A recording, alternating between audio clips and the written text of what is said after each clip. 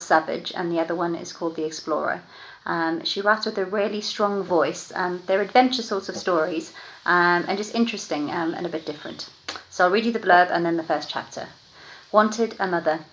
Everyone tells Sophie that she was orphaned in a shipwreck, but Sophie is convinced her mother also survived. When no one believes her, Sophie sets out to prove them wrong. On the run from the authorities, Sophie finds Matteo, a boy who walks tightropes and lives in the sky. In a race across the rooftops of Paris, will they be able to find her mother before it's too late? All right, Rooftoppers, Chapter 1.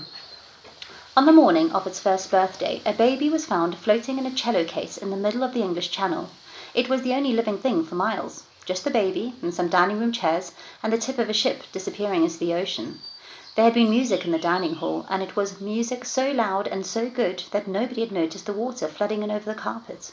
The violins went on sawing for some time after the screaming had begun. Sometimes the shriek of a passenger would duet with a high C. The baby was found wrapped for warmth in the musical score of a Beethoven symphony.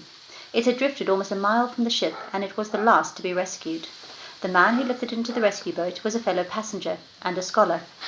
It is a scholar's job to notice things. He noticed that it was a girl, with hair the colour of lightning and the smile of a shy person. Think of night-time with a speaking voice, or think how moonlight might talk, or think of ink, if ink had vocal cords. Give those things a narrow aristocratic face with hooked eyebrows and long arms and legs, and that is what the baby saw as she was lifted out of a cello case and up into safety. His name was Charles Maxim, and he determined, as he held her in his large hands, at arm's length as he would a leaky flower pot, that he would keep her. The baby was almost certainly 1 year old.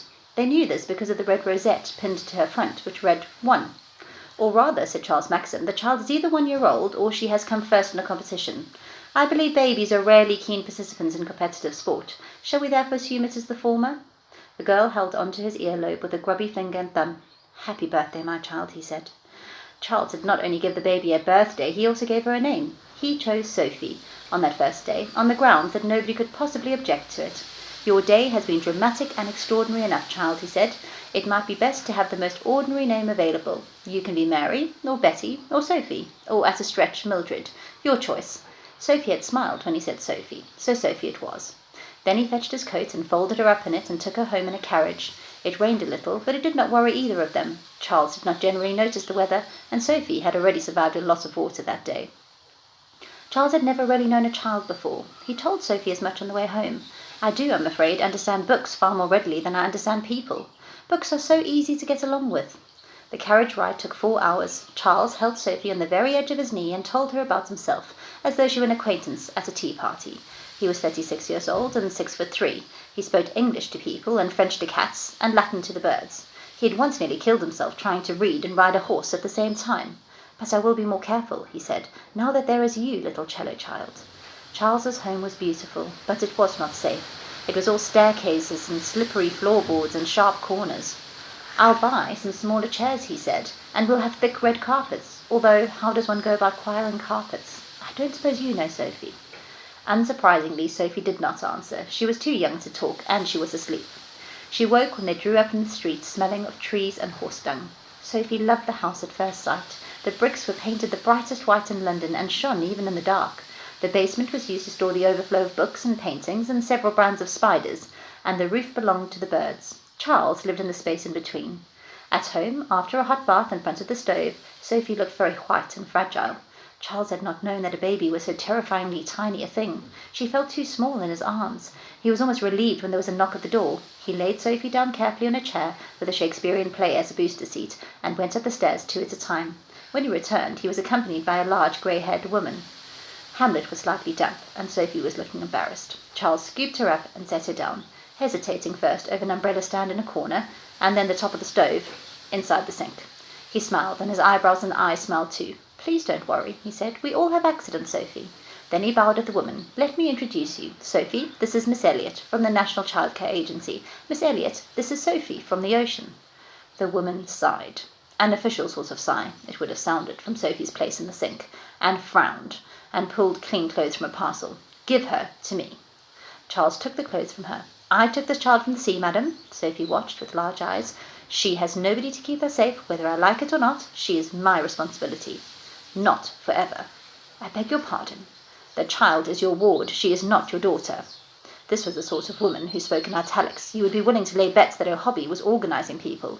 This is a temporary arrangement. I beg to differ, said Charles, but we can fight about that later. The child is cold. He handed the vest to Sophie, who sucked on it. He took it back and put it on for her. Then he hefted her in his arms, as though able to guess her weight at a fair, and looked at her closely. You see, she seems a very intelligent baby. Sophie's fingers, he saw, were long and thin and clever, and she has hair the colour of lightning. How could you possibly resist her? I'll have to come round to check on her, and I really don't have the time to spare. A man can't do this kind of thing alone. Certainly. Please do come, said Charles, and he added, as if he couldn't stop himself, if you feel that you absolutely can't stay away. I will endeavour to be grateful, but this child is my responsibility. Do you understand? But it's a child, and you're a man. Your powers of observation are formidable, said Charles. You are a credit to your optician. But what are you going to do with her? Charles looked bewildered. I am going to love her. That should be enough, if the poetry I've read is anything to go by.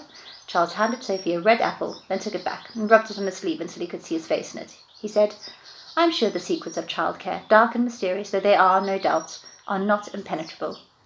Charles set the baby on his knee, handed her the apple, and began to read out loud to her from A Midsummer Night's Dream. It was not, perhaps, the perfect way to begin a new life, but it showed potential. So that's the start of Rooftoppers. I would definitely recommend it to Year 7s and 8s. Really good book. And for Year 9s and 10s, I would recommend One by Sarah Crossman. Really lovely poem,